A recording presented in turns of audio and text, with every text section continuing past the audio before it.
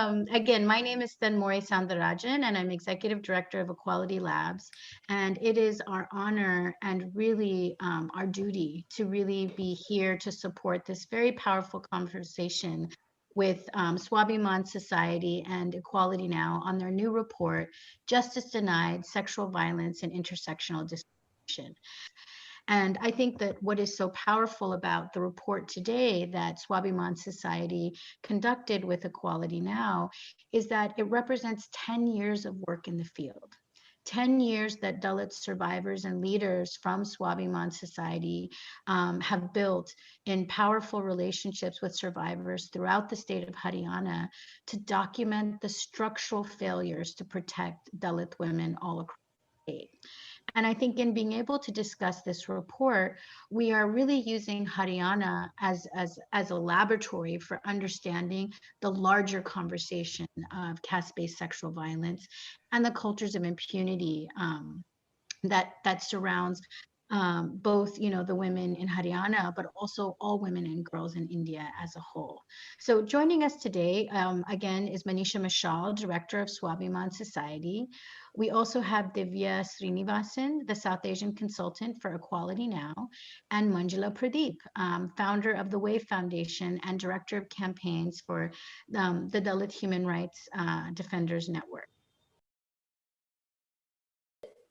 Make a case story. This is an ongoing case that I have been looking at. It's going on in the High Court of Haryana right now. It's a case with a minor girl who was raped for more than a month. She was abducted and she was raped. And when she was not even let to file a complaint in the police station. But when the parents and when the family came to know about the issue, they went to confront the perpetrators, and they actually took all the women inside the house. They started beating up and started intimidating them, saying that you cannot file a complaint case. Most of the time when the survivors want to report or the family wants to report, the perpetrators beat them up, they threaten them, they threaten their life, and mostly they are not allowed to complain because the power is in their hands. So when we look at this, it goes on for ages, like years and years. There is no complaint against the perpetrators. The Dalit families are under fear, living under fear when they are being attacked. When the activists go to support, even the activists are chased, activists are threatened, or they are they file cases or they are beaten up. So we cannot continue like this, but then it is continuing. It feels really bad. It feels really sick, but we cannot do anything. It's a process that's happening for ages, and people are under fear. का जो मतलब हमारा moment anybody talks about human rights violation, definitely there is a kind of what pushback from the state, from the police, from everybody in the state. So this is not like we are free. That's the reason we are trying to free the other women. We are also facing the challenges, risks similar to the survivors. We are being attacked. We are being threatened. A lot of times we are being intimidated to even not take up the cases, not go for counseling. But there is also one thing that the police also engages in identifying where we come from, our location, our family background, who are there in my family and all that. There have been many times when my family was summoned to the police station, when they kept asking if we, the Swabiman Society young girls who are activists and on the forefront, are planning something against the Modi government, right? And recently her brother was also attacked last year because they are doing this. And it's according to Manisha, it's not just Manisha's responsibility or Manjula's responsibility to end this caste-based sexual violence. It is everybody's responsibility. Rape is always a terrible crime. But in India, if you are a Dalit woman, you are first victimized by your perpetrators, and then next, the failure of the state and the structures. And that's the Right. power of what's happening with Swabhiman society, is that you have young Dalit women who are agitating at every step of the failure of institutions to just get survivors due process. And that's really, I think, what's so critical in understanding the data of the report, because again, when you think about, what happens in the case of caste rape, there was first the crime, and then there's the way doctors engage with you, there's the way that you interact with the police, and then there's the way that you deal with the legal infrastructure. And there's also the way that the state looks at the aggregate amount of cases in terms of how these issues are dealt with. And, from everything that Manisha has shared, and, I'm still shuddering inside from what Manisha shared about Dalit women being treated like animals,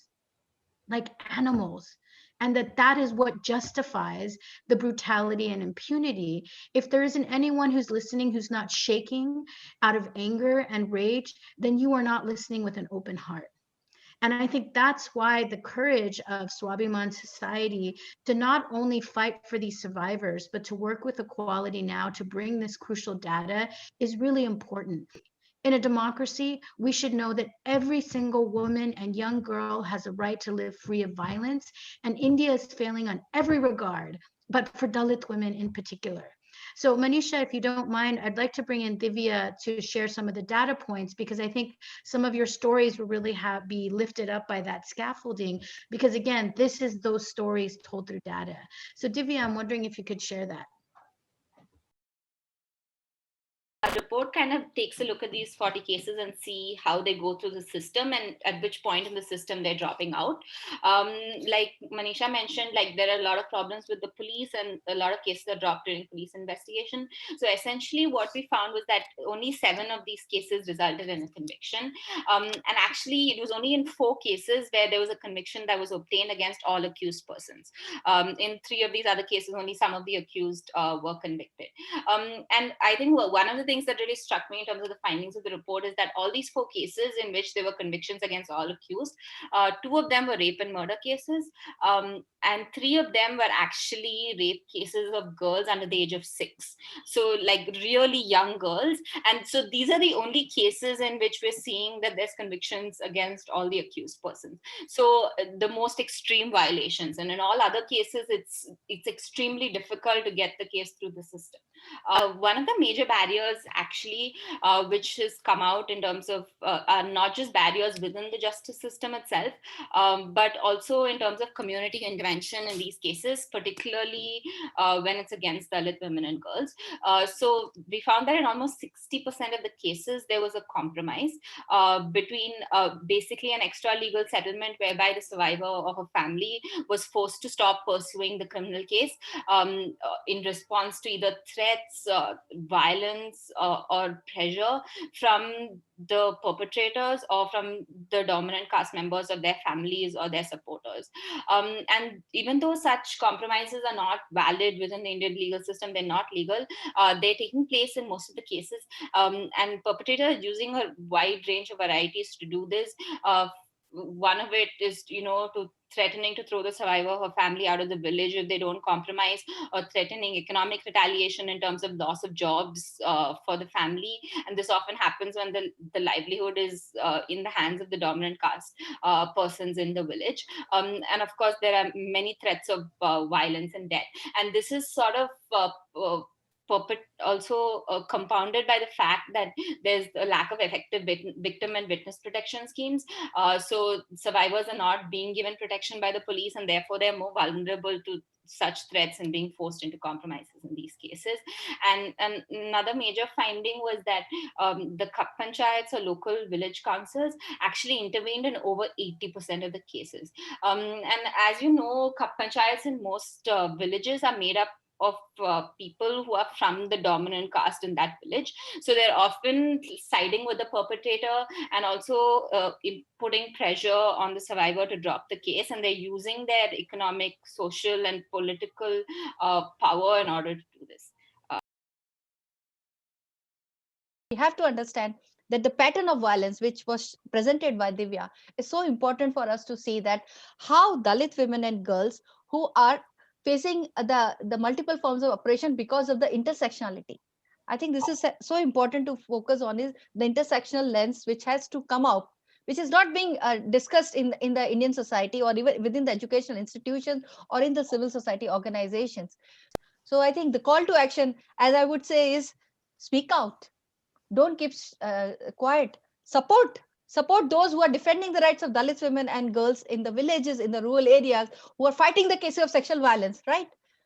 If I would like to say is what is happening in the case of Hathras, I just want to lay it forward because I just recently visited it.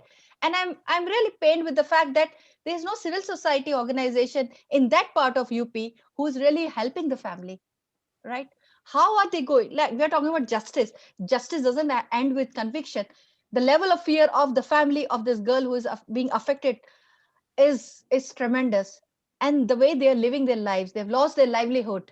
They are being under CCTV surveillance. They are into every time they're monitored by the CRPF man. But this is not the life they want to live. They want to live the life with dignity and self-respect. And so the cases which were brought by Manisha and Divya in Haryana also shows up that there are girls who have also faced rape and murder, like Hathras girl, right? And there are several of them who are dying every day. Yeah. And when we say 10 Dalit girls are raped in India by the NCRB report, that's not the true figure. The figure is much more. It's just the tip of the iceberg. And the point is, how many of us are really focusing on working on the issues of fight sexual violence against Dalit women and girls in the country? Yeah. I think there is a call to action here that everyone really needs to take, where if you are here to stop gender-based violence in India, you have to center Dalit women first, because the culture of impunity as developed under Brahminical patriarchy was developed to control Dalit communities. And that's, I think, another piece that's very hard for international audiences to understand, because I remember having conversations with people and they're like, well, why is there so much rape in India? And I was like, you're asking the wrong question. You need to be asking, why has caste apartheid continued so long? And why is the tool of rape one of the key means of control under caste apartheid?